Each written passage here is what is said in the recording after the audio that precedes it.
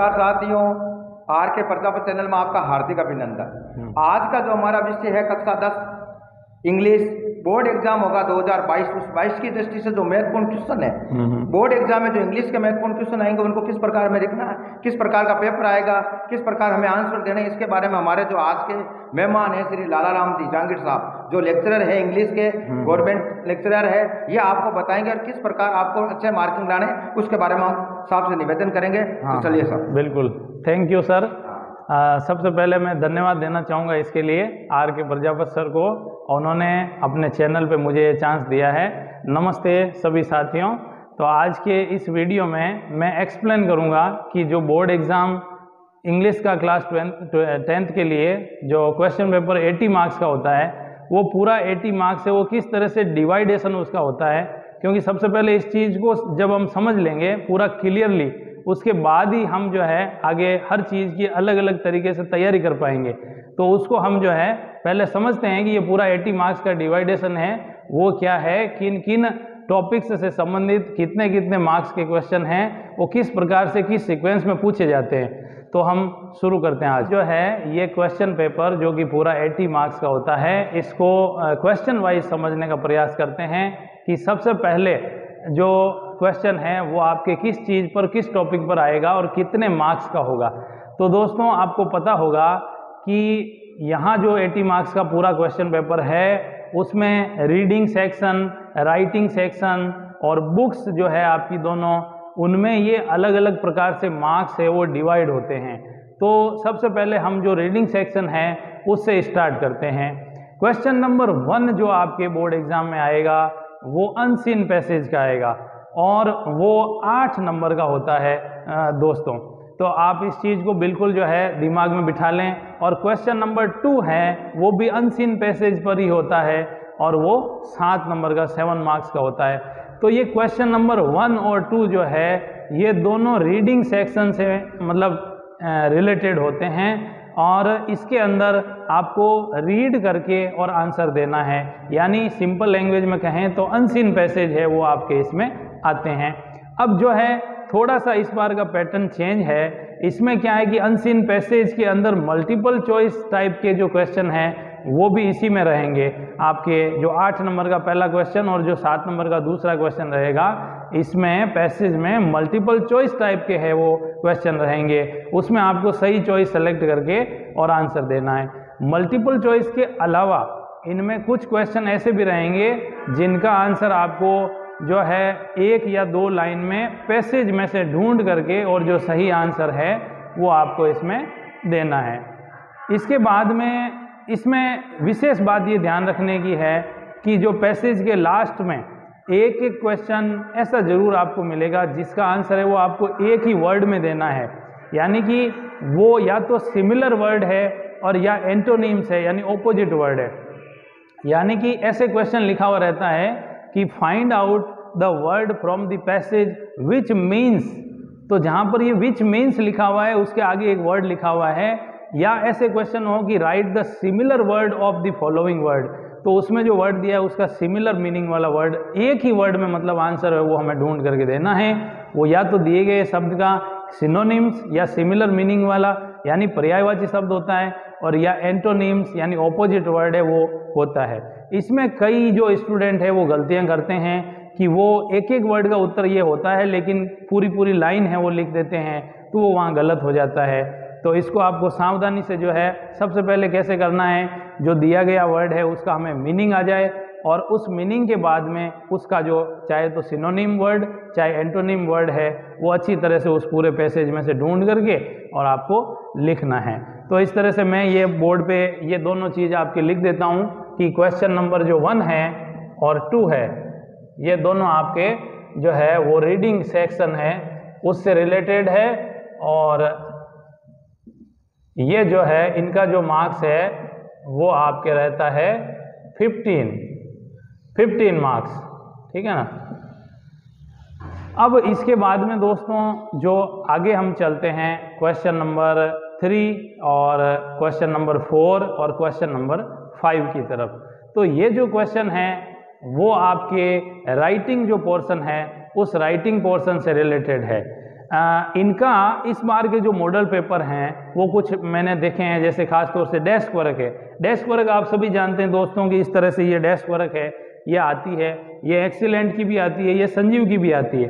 तो इसमें क्या है कि जनरली जो अभी हाफ ईयरली के अंदर जो क्वेश्चन पेपर आया था, मैं उसके हिसाब से ये क्वेश्चन है, इनका क्रम मैं आपको बता रहा हूँ। तो इसमें कहीं कहीं ऐसा भी दिया हुआ है कि ये जो राइटिंग वाला पोर्शन है उसके क्वेश्चन है वो काफ़ी आगे दिए हुए हैं, यानी पेपर के सबसे लास्ट में भी दिए हुए हैं। तो इसमें कोई ज़्यादा अंतर पड़ने वाली बात नहीं है कि क्वेश्चन का जो क्रम है वो आपको 3, 4 और 5 रहता है या सबसे लास्ट में रहता है।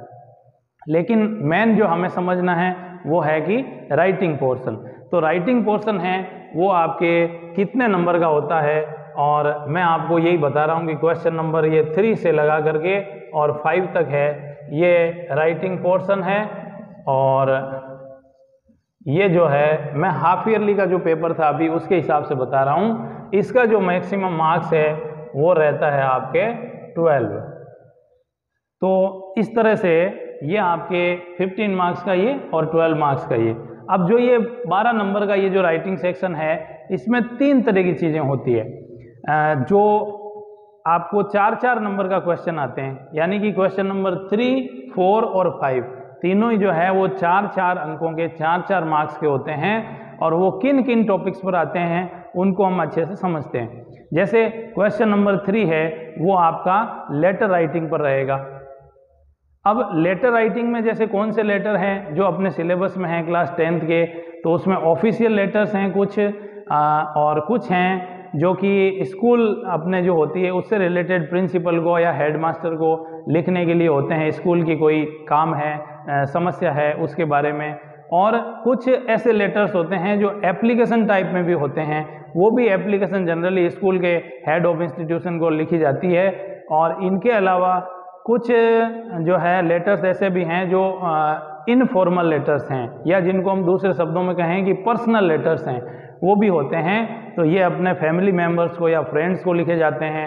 ये अलग अलग प्रकार के लेटर हैं, वो 10th क्लास के सिलेबस में हैं। तो ये क्वेश्चन नंबर 3 है वो मान लो आप लेटर का आएगा, उसमें और करके भी रहेगा, यानी अथवा में भी रहेगा, लेकिन वो दोनों ही लेटर का एक ईमेल का रहेगा, ईमेल का रहेगा। तो चाहे तो आप लेटर लिखें, चाहे तो आप ईमेल लिखें। और ये 4 अंकों का 4 मार्क्स का क्वेश्चन रहेगा। इसके बाद में जो क्वेश्चन नंबर 4 है वो आपका स्टोरी राइटिंग का रहेगा। तो उसमें भी जो और करके और 2 स्टोरी है वो दी जाती है जनरली, और उनमें से आप कोई सी भी स्टोरी है वो लिखें। इसके लिए जो इम्पोर्टेंट स्टोरीज हैं उनको आप अच्छे से बार बार पढ़ के तैयार कर सकते हैं। इसके बाद में क्वेश्चन नंबर 5 की बात करें तो वो आपके कोई पैराग्राफ या कोई आर्टिकल या टास्क, ये 3 अलग अलग नाम दिए हुए हैं कि पैराग्राफ राइटिंग, आर्टिकल राइटिंग या टास्क राइटिंग। एक्चुअल में वो पैराग्राफ राइटिंग ही है, यानी जो टॉपिक दिया हुआ है उस टॉपिक पर अपने को पैराग्राफ लिखना है। उसकी जो वर्ड लिमिट है वो 80 वर्ड्स है जनरली, तो उसके अंदर अपन को लिखना है। 4 अंकों का ये क्वेश्चन होता है। तो ये तीनों क्वेश्चन मिला करके, जो लेटर राइटिंग या ईमेल राइटिंग वाला, और जो स्टोरी राइटिंग वाला, और जो पैराग्राफ या टास्क या आर्टिकल राइटिंग वाला है, तीनों अलग अलग क्वेश्चन ये 4-4 अंकों के रहेंगे, और तीनों मिला करके ये 12 मार्क्स के 12 अंकों के हो जाते हैं। तो इस तरह से ये राइटिंग वाला सेक्शन है वो पूरा हो जाता है। इसके बाद में आपके जो अगला सेक्शन है वो है ग्रामर से रिलेटेड, तो उसको भी आप समझ लें। ये जो है क्वेश्चन आपका क्वेश्चन नंबर 6 से लगा करके और 6, 7, 8, 9, 10 और 11 तक जो है ये क्वेश्चन आपका रहेगा ग्रामर से रिलेटेड, यानी ग्रामर के जो टॉपिक्स हैं उनसे रिलेटेड रहेगा। और इसके जो मैक्सिमम मार्क्स हैं वो आपके 15 रहेंगे, 15। अब इसमें दोस्तों देखिए कि क्वेश्चन नंबर 6 से 11 तक जो रहेंगे वो सभी जो ग्रामर के टॉपिक्स जो कि क्लास 10th के सिलेबस में हैं, उन अलग अलग टॉपिक्स पे और एक एक क्वेश्चन रहेगा और उसके अलग अलग मार्क्स रहेंगे। जैसे कि सबसे पहले जो क्वेश्चन नंबर 6 है वो आपके रहेगा टेंस का, और वो रहेगा 4 अंकों का। ये जो पूरे 15 जो मार्क्स हैं ग्रामर सेक्शन के, इसको हम डिवाइड कर लेंगे अलग अलग टॉपिक वाइज कि कौन सा टॉपिक है वो कितने मार्क्स का है। तो जो टेंस का क्वेश्चन है वो अब कैसा आता है टेंस का क्वेश्चन, आपको पता ही होगा कि उसके अंदर सेंटेंस दिए रहते हैं। सेंटेंस में कहीं पर ब्लैंक्स यानी खाली स्थान रहता है, और उसमें भरने के लिए 4 ऑप्शन दिए रहते हैं। उन चारों ऑप्शन में से जो करेक्ट हेल्पिंग वर्ब है और जो मेन वर्ब का फॉर्म है वो आपको सेलेक्ट करके और उसमें ब्लैंक्स में भरना है। तो ये इस तरह से 4 सेंटेंस जनरली आते हैं और एक एक नंबर का हो गए 4 नंबर के हो जाते हैं। इसके बाद में जो क्वेश्चन नंबर 7 है वो आपका जो ग्रामर के बाकी टॉपिक्स हैं उनमें से किसी पर भी हो सकता है। जनरली ये रिपोर्टेड स्पीच जो है यानी डायरेक्ट इनडायरेक्ट स्पीच है इससे संबंधित होगा, तो वो 2 नंबर का होगा। और इसमें भी क्या होता है कि 2 सेंटेंस दिए जाएंगे और वो सेंटेंस डायरेक्ट स्पीच में होंगे और उनको आपको इनडायरेक्ट स्पीच के अंदर बदलते हुए और फिर से लिखना है। अभी हाफ ईयरली के अंदर जो ये क्वेश्चन आया था वो ऐसे आया था कि जो डायरेक्ट स्पीच में सेंटेंस था उसका भी जो करेक्ट आंसर है वो इनडायरेक्ट स्पीच में चेंज करते हुए ABCD 4 ऑप्शन दिए थे और आपको केवल उनमें से जो राइट आंसर है वो सेलेक्ट करके उसमें लिखना था। तो इस तरह से ये 2 नंबर का यानी 2 मार्क्स का ये क्वेश्चन हो जाता है जो डायरेक्ट इनडायरेक्ट स्पीच का हो गया। इसके बाद में जो क्वेश्चन नंबर 8 है वो आपका ग्रामर का तीसरा टॉपिक है यानी एक्टिव पैसिव वॉइस है, उससे रिलेटेड होगा और वो भी 2 ही मार्क्स का 2 ही अंकों का होगा। उसके अंदर कैसे क्वेश्चन आएगा कि उसमें भी आपको 2 सेंटेंस मिलेंगे और वो सेंटेंस है वो एक्टिव वॉइस में होंगे, तो उनको आपको पैसिव वॉइस में चेंज करके और फिर से लिखना है। हो सकता है कि इसमें भी जो है सेंटेंस दिया है उसके लिए राइट आंसर के लिए ऑप्शन दे दिए जाएं ABCD या नहीं भी दिए जाएं और उसको आपको अगर ऑप्शन रहता है तो राइट ऑप्शन को सिलेक्ट कर लेना है और लिख देना है, नहीं रहता है तो जो सेंटेंस दिया है एक्टिव वॉइस में उसी को पैसिव वॉइस में चेंज करके पुनः लिखना है। तो इस तरह से ये 2 अंकों का हो जाएगा। इसके बाद में जो क्वेश्चन नंबर 6, 7, 8 तक की बात हमने कर ली। क्वेश्चन नंबर जो 9 रहेगा वो आपके मिल जाएगा जैसे फ्रेमिंग क्वेश्चन और क्वेश्चन टैग्स नाम से एक टॉपिक है। तो इसमें क्या है कि जो आपको पता ही होगा कि आंसर दिया रहता है और उस आंसर पे हमें क्वेश्चन बनाना है। तो एक जो नंबर का है वो तो ये रहेगा कि एक आंसर दिया रहेगा एक लाइन और उसका हमें क्वेश्चन बनाना वो 1 नंबर का, और उसके नीचे एक रहेगा एक और जिसमें क्वेश्चन में टैग लगाना है पीछे, यानी कि एक लाइन रहेगा एक सेंटेंस रहेगा, उस सेंटेंस में एक शॉर्ट क्वेश्चन बनता है जिसे हम कहते हैं टैग क्वेश्चन, वो आपको जोड़ना है पीछे। तो ऐसे ये टॉपिक भी 2 नंबर का हो गया। और इसके बाद में जो क्वेश्चन नंबर 10 आपके रहेगा वो रहेगा रिलेटिव प्रोनाउन से रिलेटेड, ये भी 2 नंबर का टॉपिक है। तो ये सारे जो टॉपिक हैं वो ग्रामर में आपके कोर्स में हैं, जो मैं नाम बोलते हुए जा रहा हूँ कि टेंस से हमने शुरुआत की। आप चाहें तो मैं यहाँ पे इसको लिख देता हूँ ये जो टॉपिक्स हैं, जैसे ये टेंस है ये 4 मार्क्स का हो गया। इसके बाद में ये डायरेक्ट और ये इनडायरेक्ट स्पीच हो गया, ये आपके हो गया 2 का। फिर ये एक्टिव और ये पैसिव वॉइस हो गया,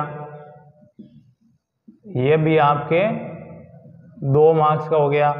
इसके बाद में जो है वो अभी जैसे मैंने बोला ये रिलेटिव क्वेश्चन से पहले फ्रेमिंग क्वेश्चन, तो ये फ्रेमिंग क्वेश्चन जो टॉपिक है ये भी 2 मार्क्स का हो गया। अब जो रिलेटिव प्रोनाउन है ये भी आपके 2 अंकों का हो गया। और इसके बाद में एक छठा 6 टॉपिक है मिला करके, तो वो जो है वो कंजंक्शंस है। कंजंक्शंस है ये जो टॉपिक है ये आपके 3 नंबर का है। तो ये सारे टॉपिक मिला करके और 15 नंबर के हो जाते हैं। कंजंक्शन जो है दोस्तों, इससे पहले थोड़ी रिलेटिव प्रोनाउन की बात करें कि इसमें जो WH वर्ड होते हैं जैसे हु, हुज, हुम, विच, वेयर, व्हाट, व्हेन, व्हाई, ये जो WH वर्ड हैं इन सेंटेंस का वाक्यों में प्रयोग करके और 2 अलग अलग जो सेंटेंस होते हैं इनको जोड़ करके फिर से लिखना होता है। तो ये जो WH वर्ड होते हैं ये उन सेंटेंस के बाद में ब्रैकेट में दिए हुए रहते हैं और उन्हीं का प्रयोग करके हमें उन सेंटेंस को जोड़ देना है। ये रिलेटिव प्रोनाउन होता है। कंजंक्शंस की बात करें तो ये 3 नंबर का टॉपिक होता है और इसमें आपको पता ही होगा कि जो मुख्य मुख्य कंजंक्शंस जिन पर अक्सर क्वेश्चन पूछा जाता है उनमें जैसे एंड, बोथ एंड और एज वेल एज, ये जो जोड़ने वाले हैं। इनके अलावा but, yet, although, though, yet और आइदर और, neither nor, not only but also, to to, ये जो मेन कंजक्शंस हैं जिन पे सेंटेंस जो है आते हैं और उन सेंटेंसेज को जोड़ करके इन कंजक्शन से और फिर से लिखना होता है, तो ये 3 नंबर का हो जाता है। तो अभी यहाँ तक का जो पूरा है ये आप देख लीजिए कि ये 15 नंबर, ये 15 नंबर, 30 और ये 12 नंबर, यानी कि 42 का हो गया है। अब पीछे जो है वो 38 मार्क्स है वो रहते हैं। तो वो 38 मार्क्स जो हैं वो जो दोनों बुक्स हैं उन फर्स्ट फ्लाइट और आपकी रिजोल्यूशन, वो जो दोनों बुक्स हैं उनसे रिलेटेड होते हैं। तो आप देखेंगे कि इसके अंदर जो पहली जो फर्स्ट बुक है आपकी वो 25 मार्क्स की 25 मार्क्स की होती है और जो सेकंड बुक है वो आपकी 13 मार्क्स की होती है। तो अब आपको ये समझना है कि ये जो बुक्स हैं दोनों, मैं यहाँ नाम लिख देता हूँ कि जो फर्स्ट बुक है आपकी, बुक फर्स्ट जो है, जो फर्स्ट फ्लाइट है वो 25 मार्क्स की होती है और जो सेकंड बुक है वो आपकी रहती है 13 मार्क्स की, दोनों मिला करके और 38, और ये मिला करके जो है वो आपके हो गए सारे मिला करके 42। तो 42 प्लस 38 बराबर टोटल सारा मिला करके 80 का हो गया। अब हमें मेनली ये समझना है कि ये जो 25 नंबर है और ये जो 13 नंबर है इन पे किस किस तरह के क्वेश्चन है वो पूछे जाते हैं। तो देखिए मैं स्टूडेंट्स की जो फर्स्ट बुक है आपकी, इसमें 25 नंबर है, इसमें आपको एक तो 4 नंबर का पैसेज मिलेगा, यानी कि जो इसमें लेसन्स हैं उन लेसन्स में से 4 नंबर का एक सीन पैसेज आएगा। उस पैसेज के नीचे क्वेश्चन आएंगे, 2 क्वेश्चन भी आ सकते हैं, 4 भी आ सकते हैं। 4 होंगे तो जनरली 1-1 नंबर के आपको पता है, और 2 आएंगे तो 2-2 नंबर के होंगे। वो पैसेज आप कर सकते हैं इजीली। और उसके बाद में जो है पोएट्री का जो सेक्शन है, उस पोएट्री के सेक्शन में से हर साल है वो 1-1 स्टेंजा आता था, लेकिन इस बार के जो मॉडल पेपर्स हैं उनमें हमने देखा है कि 2-2 स्टेंजा जो है दिए हुए हैं। तो इसका मतलब है 2 स्टेंजा आएंगे, वो भी 4-4 नंबर के रहेंगे। तो उन स्टेंजा के भी नीचे जो है कुछ क्वेश्चन दिए हुए रहते हैं, 2-2, 3-3, और वो मिला करके 4-4 अंकों के होते हैं। तो उनका आंसर है वो हमें उस पोएम के हिसाब से, जो उसकी थीम है उसके हिसाब से देना होता है। तो मेरे कहने का मतलब हो गया कि जो एक तो लेसन्स में से जो सीन पैसेज है वो, और 2 जो है आपके पोएट्री के जो स्टेंजा है वो मिला करके, यानी ये तीनों मिला करके और ये 12 नंबर के हो जाते हैं इन 25 में से। 25 में से जब ये 12 नंबर के हो जाते हैं तो पीछे इसमें भी ये 13 नंबर बचते हैं। तो वो जो 13 नंबर हैं उनके आपके केवल क्वेश्चन आएंगे, यानी कि जो पोएट्री का जो है सेक्शन और जो पार्ट हैं उसमें उनमें से क्वेश्चन पूछे जाएंगे और उन क्वेश्चन के आंसर है वो आपको देना है। इसमें एक सबसे इम्पोर्टेंट चीज़ आपको ध्यान रखनी है कि ये जो क्वेश्चंस हैं इनमें कई जगह लिखा रहता है कि answer any 1 question of the following या answer any 2 question of the following.